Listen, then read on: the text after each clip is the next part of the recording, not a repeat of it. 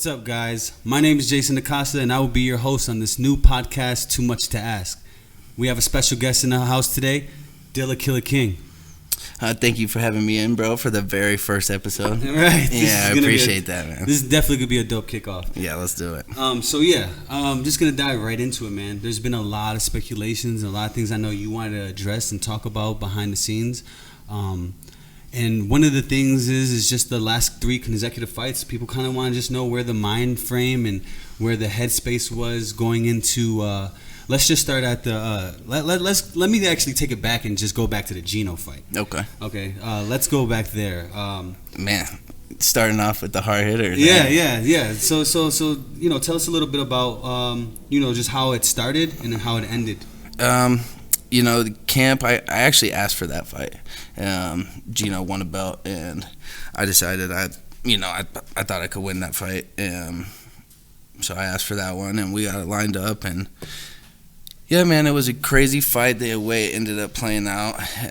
On the feet, I felt good. He couldn't touch me. When we started, I stuffed that first takedown defense. His shot. And then, I ended up in mount, and he put everything into power rolling me, and he did a good job. And I remember, I kind of expected that, so I wasn't freaking out about it. And then, I threw up an arm bar, and I felt the arm pop. I heard him yell tap. I was so in tune that fight. I heard everything and felt everything. And when I let go to celebrate, the ref said he didn't hear it. Right. Told us to continue fighting. And, it was crazy. I was talking to the ref. I'm talking to Gino after this. During the fight, it's still going on. And then he ends up catching me in a rear naked choke. I decided I wasn't going to go to sleep because that was stupid. I already won the fight. As soon as I walked out of that cage, the commissioner walked up to me, and he was like, man, we heard everything. So he was like, we're going to immediately start the process. And they ended up, doing everything they needed to do. They overturned the results, and, I got the win that I should have. Still didn't get my hand raised, which was frustrating. I felt so good that night. It was just a crazy night. But, getting the overturn ruling, that was pretty cool. Right. I think that's the first time that's ever happened in MMA. And that fight took place in Wyoming. Yeah, it was in Wyoming, and the Wyoming commission was awesome, and I'm sure Gino doesn't feel that way. Right. Yeah.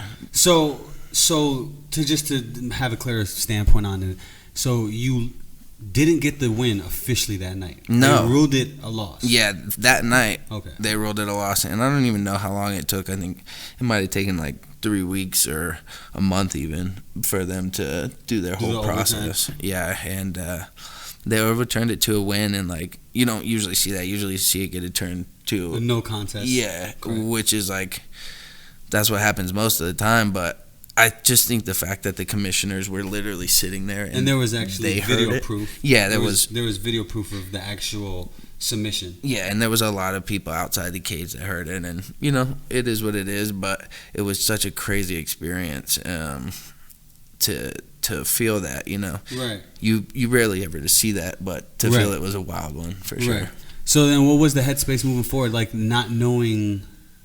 Obviously you got some feedback from the commissioner, so you kind of understood what they were working for. Obviously it didn't get overturned right away. So what was the headspace? Because that also had to, in my opinion, moving forward, you're looking for another fight. Now you sign a 3-fight deal with Fury. You're going down to Houston. Yeah. And this all gets overturned prior to all this happening, but you're back in camp right away to try to get your next fight. Yeah. So what's the headspace not knowing you didn't get the fight, you didn't get the win, and now you're jumping back into camp for bigger moves? Yeah, it was it was definitely weird. It was kind of you're in purgatory, Yeah. It's this weird place in between a win and a loss, and you don't really know what's going to happen or where your record's going to end up. I remember people calling, before the hearing was over and asking me to fight, and it was like, bro, we don't even know what my record is right now.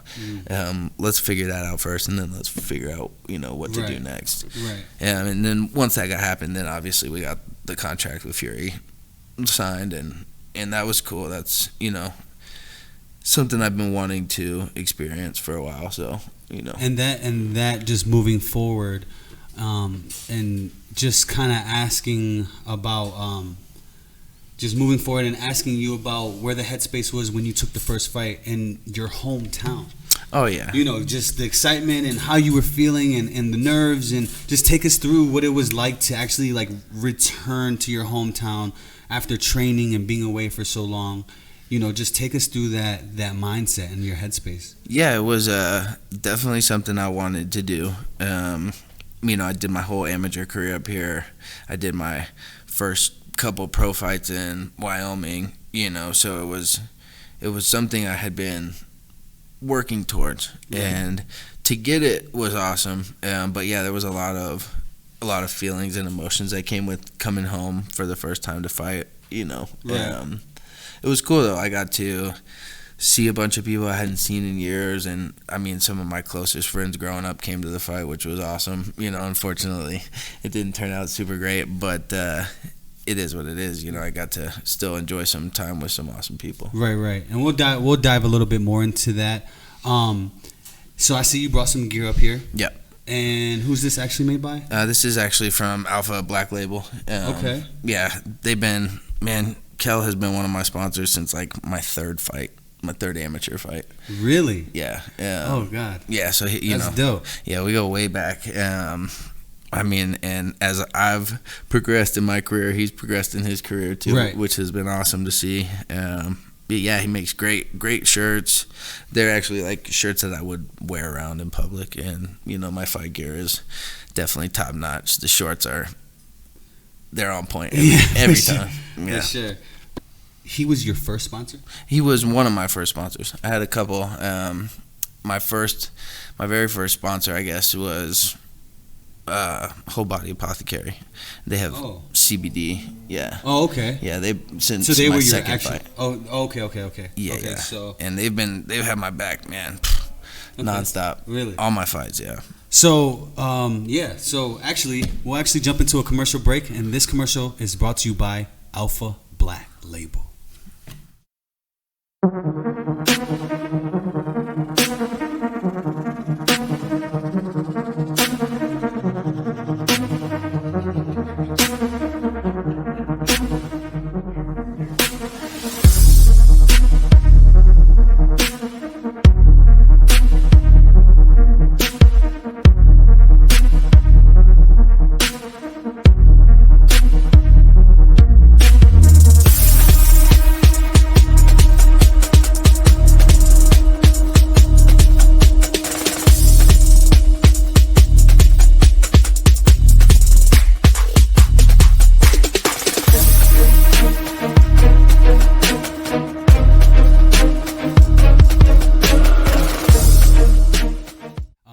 Next thing that I wanted to get into is, so now we're moving forward. You signed this deal with Fury. Mm-hmm. You're traveling out to Houston to go fight in your hometown. Mm-hmm. You have all of your family. What was the nerves like? Where were you actually? You know what I'm saying? You're stepping back in there. You're pro now. Mm-hmm. You signed under Fury. What is the headspace going in? Actually landing there and getting ready for the weigh-ins and the weight cut, and honestly, I felt good, man. I felt excited, and there was a lot, obviously a lot of emotion with every fight is like that, crazy nerves, and you're going up and down. It's just a roller coaster. That's just how the fight game is, right? But yeah, I was really excited, man. I was ready to go home and fight in front of my people and show them what we could do. And man, it was a crazy fight. I'll give you that. Definitely one of the most entertaining fights that I've been to. I had the pleasure of actually being there and getting to fly down and be there in person. And one of the things that I wanted to ask you and didn't want to ask unless it was going to be a time where it was like you were kind of over the situation, and now like you walk us through the first round. You're in there with Cam. You guys are exchanging the only round. And you guys are exchanging, and you guys are throwing, and it's action packed. So just walk me through, the transition from how you hurt him and how he hurt you. Okay. So I remember, the fight started, and it was like any other fight. You use that initial first time you meet in the cage to kind of get those jitters out of the way. Right, the feel out process. Yeah, exactly. And then the fight really starts. And I felt good. I felt sharp. I felt strong. And, I landed a clean shot that dropped him, stiffened him up. And it was crazy because, as soon as he hit the mat, he bounced right back up. And, I follow in and I land another good shot that puts him down. And I'm in a good position. I got his back. And, I'm landing 20 hammer fists in a row. And I honestly think it's one of those situations where I, woke him back up. Punching him, like you see his body go limp, and then you see him pop back up, and he starts to wrestle me. And congrats to him. Like, he's a tough kid, and most people would have given up right there. But we grappled against the cage for a while, and then actually when we split, he clipped me a little bit, and that was something I used to learn a lot. There's those little positions that you really got to pay attention to. Right. Especially when it's a fight like that, when both dudes have power and both guys are trying to put each other down. So he clipped me, and I remember trying to get my feet back under me, and I remember thinking, man, I gotta put him down because this is not a good spot. So, he clipped me, he split the punch I threw, and he landed a good shot that put me down. And fair play to him. I remember, snapping back to and being like, shit, I was winning, what happened. And, right. And it took a second for me to piece the things together, but I got it, and I was like, man, that's a tough one to swallow, especially being so close to finishing that. Right. Man, it was just small adjustments, and that fight is done right there. So it's a fight that had a lot of consequences, but I learned a lot from it. Yeah, priceless, honestly. Right. Yeah. That was definitely a crazy day. Yeah. Now, where did you find yourself trying to move forward after that? You have. First of all, let me clarify this. Have you ever got hurt like that? No. In any of your amateur professional fights? Never. No. Never. Not even. I've never been hurt like that. So when you say in the gym, anywhere. Right. So when you say consequential, like you mean. There was obviously some learning curves in there. Oh yeah, for sure. I took so many lessons out of that fight, and. Yeah, man, I think it's just hard to put into words how many invaluable lessons you learn from a fight like that. Right. Yeah. We went back and forth. I had my moment. He got his moment, and it was just, man, it was tough to lose that one. So, I keep pushing forward afterwards. I definitely had some tough nights where you're like, shit, man, what's next? Right. And it's something I learned as a kid. You just got to keep pushing forward, man, one foot at a time. Right. That's it. All right, so I'm going to take us into a commercial break real quick, and we'll be right back. I'm actually going to shout out Victory MMA. As you guys know, we are in here in the cage in their gym. So I just want to shout out the team. Thank you. I appreciate you guys for allowing us to be here and set up production. So we're going to go into commercial break. Victory MMA.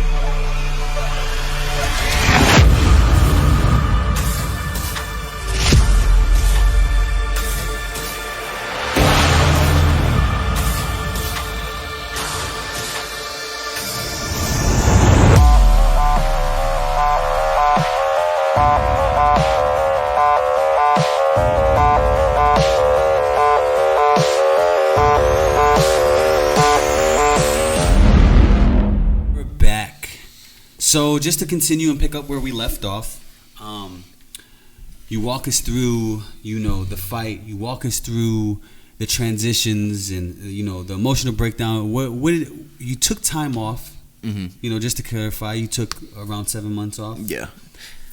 Which is, I feel, is a smart health move. Yeah. Not jumping right back in there. So now you take these 7 months off, and you have this deal with Fury still. So you're moving forward, and now you return back to your hometown. You return back to your hometown. So how wicked is that to just be like, what transpired there the last time, and now you're getting the call to come back? Yeah, man. It is what it is. This game is crazy, and I know I'm too mentally strong to let anything break me. So it was a good thing for me. It was like, go back, fight this fight, keep yourself safe, go back to where all this craziness happened, and come out of there okay. Yeah. And I did that. Went in, fought a 15-minute banger. It was back and forth. I definitely thought I won that one. I had a bunch of people thought I won that one. I mean, it's one of those things where you definitely, and not being biased by any means or anything, but just it's clear that you did have more transition, more groundwork, and you were moving a lot more. You put a lot more work in the fight. I mean, you guys both were doing your thing. I don't take away from him. No, I don't as a man or as an MMA fighter. I mean, and he definitely won that third round. I give him that. He was the busier fighter, even though I was still trying to finish the fight. Right. I'm not a guy who just goes in there to try to point fight. I'm going in there to finish. So right. Every second of that 15 minutes, I'm trying to knock your head off. I'm trying to choke you. I'm trying to do something to in that fight. And in the first 2 rounds, I mean, I'm landing shot after shot. I mean, I'm big takedowns. All the highlights were mine in between if you watch the fight back. Yeah. And so, it's just hard, man. It's like people always say don't leave it to the judges, but that's their job. Right. So they should be good at it. Right. And we see this a lot in MMA. You do. I mean, and you've seen it on the biggest stage even after my fight. Right. There's been some close fights and then some not so close fights that have gone the wrong way, and it's just crazy, man. I think over the next 10, 15 years, the guys who are fighting now are gonna be judging, and you're gonna see a lot less bad decisions, I think. I agree. So now you return out there. Obviously you can walk us through pretty much. Just walk us through the first round. Okay. Just, the bell rings. Our very first exchange, I got headbutted, boom, right in the side of the head, and we got up against the cage, and I felt it get warm, and then it starts to drip, and I saw the blood, and I was like, shit, so I had to reset myself, and that was right off the bat, so I had to reset.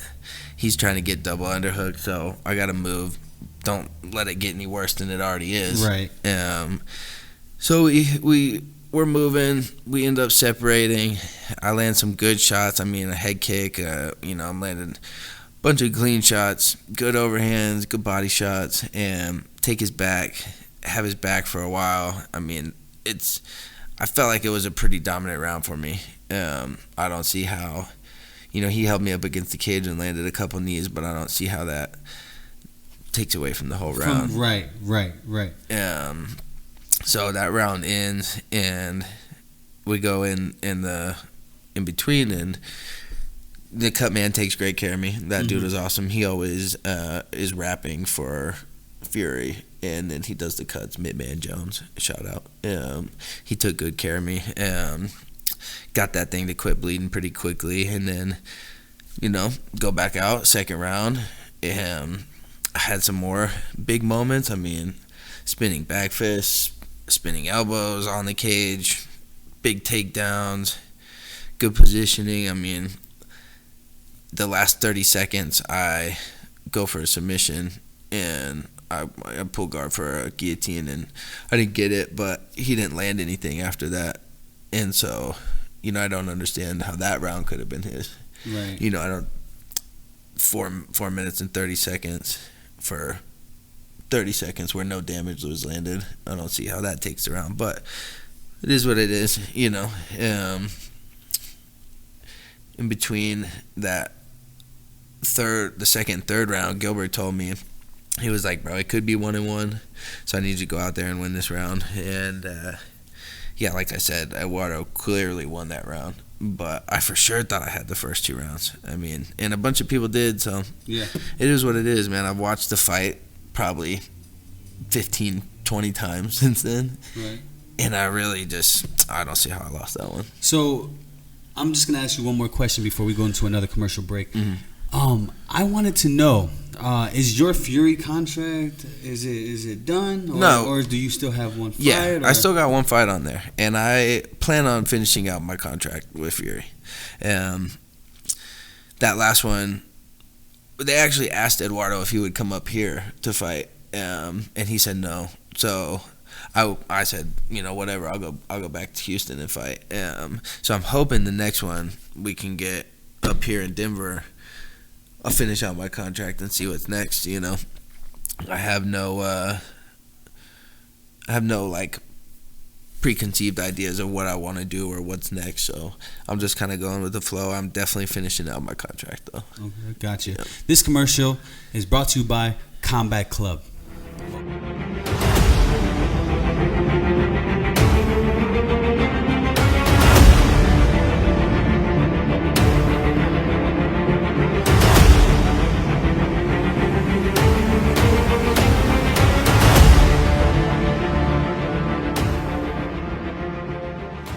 Wanted to pick up where we left off. You know what I'm saying? You said that you plan on finishing out your contract with Fury. Mm-hmm. Is there any moves for the future? Like, let's say, you know, hypothetically you win that fight. Do you re-sign with Fury or? It's no hypothetically. I'm winning this fight. Oh, yeah. So you win this fight, and yeah. And then do you re-sign with a promotion like that, or are you going to try to venture and see what's out there for you? Who knows? I'm going to take it one day at a time. I'm going to focus on getting this fight done and getting my win. You know, this contract has been crazy so far. You know, I'm just small things away from being 3-1 right now. And so it ended up a little crazy, but we're gonna keep pushing, man. I'm gonna take it, like I said, one day at a time. I'm gonna finish this out, and then we'll see what kind of offers we get after that. Okay, It's one of the biggest questions that I wanted to ask, and you know, no biasness at all, but you fought for Sparta, you fought for No Mercy, and are those the only 2 local promotions you fought for? Yes. Because, like, you know what I'm going to ask. Yeah, I know exactly. You know, will we ever see you in a C3 cage? If the opportunity ever presented itself and it was the right timing, could we ever see Dylan Killa King? It is 100% possible. Okay. Yeah, I would not mind doing that at all. I know the guys over there, obviously. I know you. That whole crew is awesome. So, yeah, I would not mind putting on a show for C3 over there. Okay. Yeah. So moving forward, do you have an idea of when we can see Dylan Killa King back in the cage at all? I want July. I'm hoping they're doing a show here in July for Fury in Denver. We'll see if it's, you know, a little before or after. I'll make it work, but I would like for that. And then we'll hopefully we can get it here in Colorado and fill the place up and blow the roof off the house. Hell yeah. That sounds awesome. You have any sponsors you want to shout out and, you know, give some shout outs? So many sponsors to shout out. Obviously, shout out Victory, Coach Gilbert Smith. Obviously, that's my guy. We've been grinding, working hard together. Shout out to all my sponsors, Whole Body, Colorado, Alpha Black Label. You got, man, Radix Remedies, Dragon Warrior Noodle, all those guys, man. Everybody's awesome. Everybody takes great care of me. You got one of my sponsors fighting April 30th for Sparta. That guy Keith Castle. Really? Yeah, he's fighting. So I'll be there watching him fight. But yeah, man, shout out to everybody who supports me. Love all you guys. Y'all are amazing. So, man, we're gonna wrap this podcast up, and it was an honor to have you on, especially as a kickoff show, man. Like, I know you would help carry this through. You know what I'm saying? I know you have some experience, and you're well, you're knowledgeable on a lot of the MMA scenes, and you have a lot of experience here in the Colorado MMA scene. So it was definitely an honor to have you on as one of the first special guests. Yeah, well, thank you so much for having me, man. I appreciate it. Yes, sir, man. So we're gonna keep rolling. Hey guys, check us out. Next episode comes May 1st. Our next special guest, you already know, it's the man himself, Mr. Chocolate Thunder, aka Gilbert Smith. Stay tuned.